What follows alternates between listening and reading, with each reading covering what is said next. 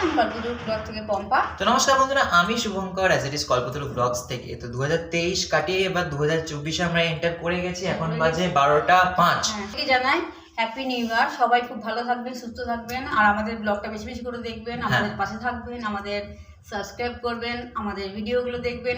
আর আপনাদের তো আমাদের কল্পতরু ব্লগের তরফ থেকে রইলো অনেক অনেক শুভেচ্ছা, ভালোবাসা। আপনারা সুস্থ থাকবেন আর খুব ভালোভাবে এই দিনগুলো কাটাবেন। 2024 যেন সবার জীবন ভালো হয়। একটা 360 ডেজের একটা নতুন ডায়েরি ওপেন হলো আজ থেকে, 366 ডেজের।